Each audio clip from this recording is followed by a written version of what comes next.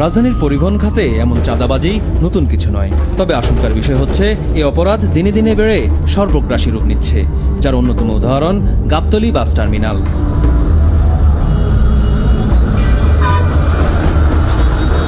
মালিক বা শ্রমিক সংগঠনের নামধারী এসব চাঁদাবাজের দৌরাত্ম্য এতটাই যে এদের বিরুদ্ধে কথা বলতেও ভয় পান অনেকে।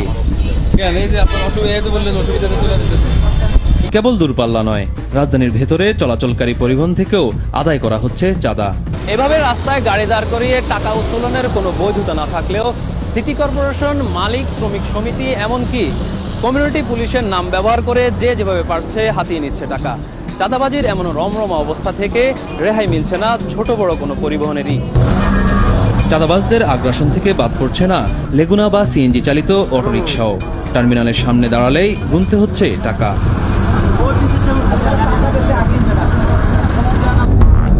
বাদ পড়ে না হকাররাও। টার্মিনালের ভেতরে বাইরে বলে কথা নেই, ফুটপাতে বসলেই চাঁদা দিতে হচ্ছে। মালিকের দোকানের দলিগুলো চাই 300 টাকা ভাড়া টোকন। টাকা দিবি আর গো ডাক জানিয়েছি তা গই। চাঁদাবাজির মহা উৎসবে জড়িয়ে পড়ছে কুলি নামের মাস্তানরা। বাস থামার সঙ্গে সঙ্গে চলে যাত্রীর মাল ধরে টানাটানি, টোকেন দেখিয়ে চলছে এমন হয়রানি।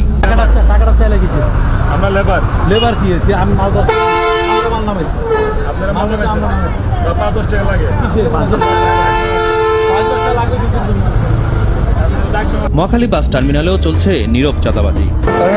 ডিউটি 3 দিন মাসে 12,000 15,000 কামাবে। যদি 1 কোটি 40 টাকা গাড়ি খায় 100 রাখলে 4,000, 3 দিনে 12,000। ওই বিলে মানে যে ইনটেকে ওটা ছাড়া গাড়ি যাওয়া নিষেধ। এটা ইনটেকে দেয় মাস্টার আমাদের হাতে। হ্যাঁ, আমরা ওটা লয়ে 500 টাকা দিয়ে দেব। দুই টার্মিনালে উত্তর ও দক্ষিণবঙ্গের কয়েক হাজার বাস এবং সিটি সার্ভিসের কয়েক হাজার পরিবহন থেকে লাখ লাখ টাকা চাঁদা ওঠে। সর্বগ্রাসী চাঁদাবাজদের কাছে অসহায় সিটি কর্পোরেশনও।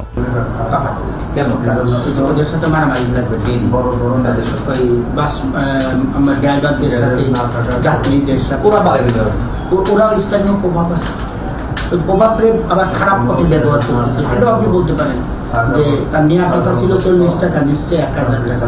এটা হচ্ছে খারাপ প্রভাব। এই খারাপ রূপ যদি তারা না করে তাহলে ওদের ছাড়া স্থানীয় লোক ছাড়া সম্ভব। রাতের চাঁদাবাজির অবস্থা আরো ভয়াবহ। চাঁদা উঠাতে গাবতলীতে মোতায়েন করা হয় লাঠিয়াল বাহিনী।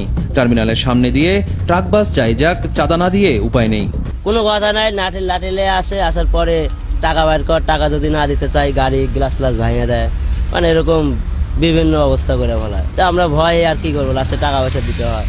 আর এর খেসারত দিতে হচ্ছে সাধারণ যাত্রীদের। চাঁদাবাজির শিকার বাস মালিকরা ক্ষতি পুষিয়ে নিতে যাত্রীদের কাছ থেকে আদায় করে নেন বাড়তি টাকা। এতে গেল গাবতলী আর মহাখালী বাস টার্মিনালের চিত্র। সায়দাবাদ আর ফুলবাড়িয়ার তো অবস্থা আরো ভয়াবহ। প্রশাসনের নাকের ডোকায় প্রতিদিন লুট হচ্ছে লাখ লাখ টাকা। সাধারণ যাত্রীদের জিম্মি করে টার্মিনাল কেন্দ্রিক এমন অরাজকতার চিত্র থাকছে রিপোর্টের পরের পর্বে।